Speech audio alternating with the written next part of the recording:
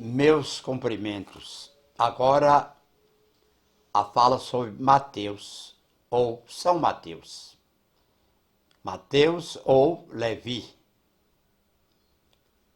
Nos tempos apostólicos, a Palestina encontrava-se direta Judéia ou indiretamente Galiléia, submetida ao domínio romano. Aí o templo. Os cristãos do tempo de Mateus ainda se consideravam judeus e, como tais, eles adoravam no templo e reverenciavam a lei dada por Deus a Moisés. Antes de ser chamado para seguir Jesus, Mateus era um coletor de impostos do povo hebreu durante a dominação romana. Vivia em Cafarnaum, cidade marítima no Mar da Galileia. Seu primeiro contato com Jesus se deu enquanto estava trabalhando, ou seja, na coletoria de impostos. Saindo daí, Jesus viu um homem chamado Mateus sentado na coletoria de impostos e lhe disse: "Siga-me." Ele se levantou e seguiu Jesus. De pronto. Depois, Mateus preparou em sua casa um grande banquete para Jesus. Estava aí uma numerosa multidão de cobradores de impostos e outras pessoas sentadas à mesa com eles. A festa foi dada por ele a Jesus e seus companheiros, os companheiros de Jesus. Os cobradores de impostos eram desprezados pelos judeus, que os reputavam praticamente como traidores de seu próprio povo, agentes da dominação estrangeira. Eram empregados de Roma, então tidos como traidores do seu povo. Nas Escrituras, especificamente Novo Testamento, os cobradores de impostos eram associados a pecadores, a meretrizes e a pagãos. Considere-se também que Mateus, como todo cobrador de impostos, devia estar acostumado a frequentes recebimentos de propinas. Considere-se, repetindo, que Mateus, como cobrador de impostos, como coletor, devia estar acostumado a frequentes recebimentos de propinas. Digamos até de extorsões. Daí a razão de os fariseus e doutores da lei se mostrarem profundamente escandalizados com Jesus e com seus discípulos. O fato, então, de ser cobradores de impostos, a razão de os fariseus e doutores da lei se mostrarem escandalizados com Jesus e seus seguidores. Murmuravam, pois, perguntando: "Por que comeis e bebeis com publicanos e pecadores?" Ao ser criticado, Jesus explicava: "Não vim chamar os justos, mas os pecadores ao arrependimento." Quem, como e onde?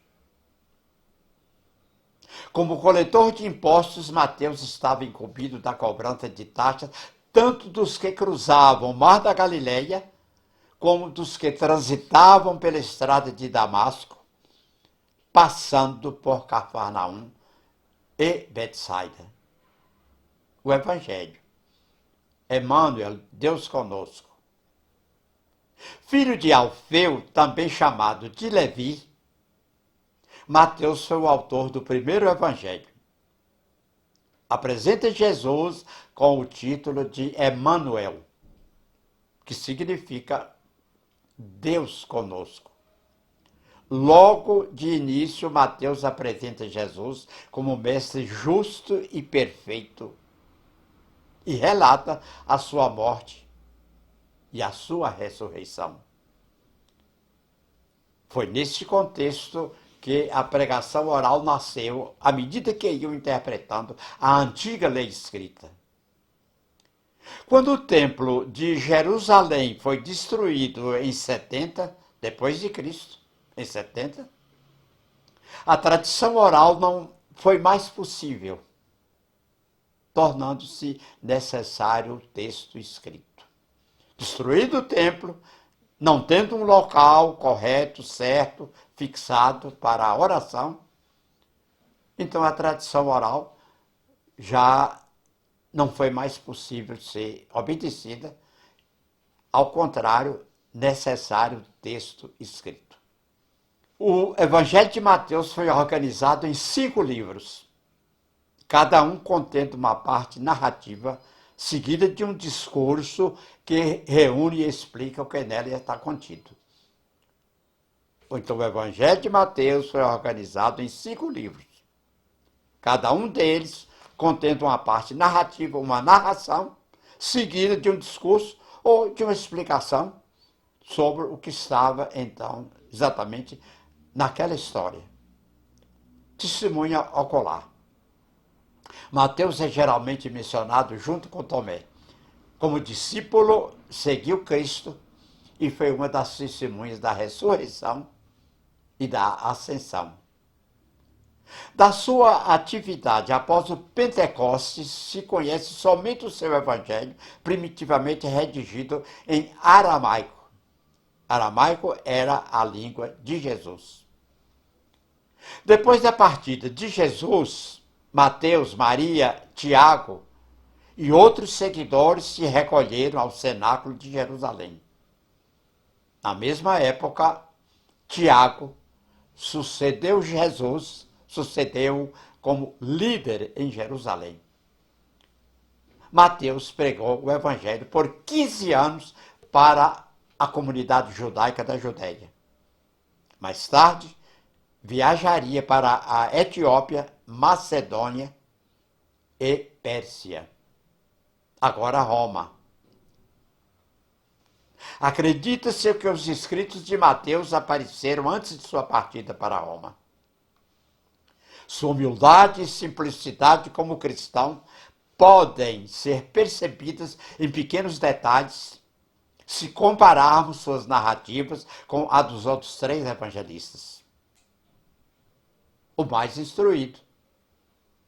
Mateus deve ter sido, ou foi realmente, o mais instruído de todos os discípulos de Jesus.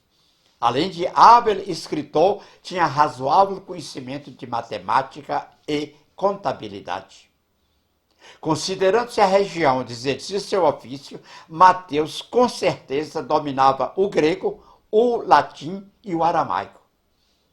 A notoriedade alcançada por seu evangelho foi ressaltada por eminentes autores.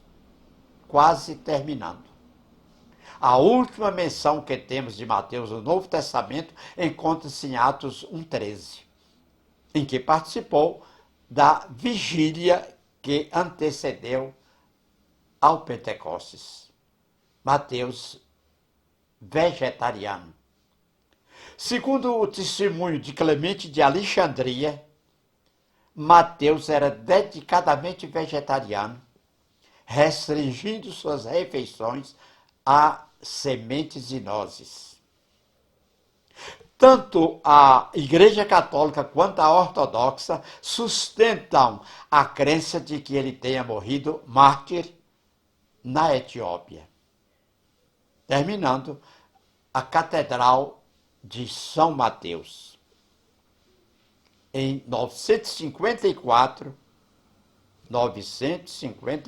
100 o 1000, antes de terminar o primeiro milênio, as relíquias de Mateus foram levadas de seu túmulo para a cripta da Catedral de Salerno, na Itália.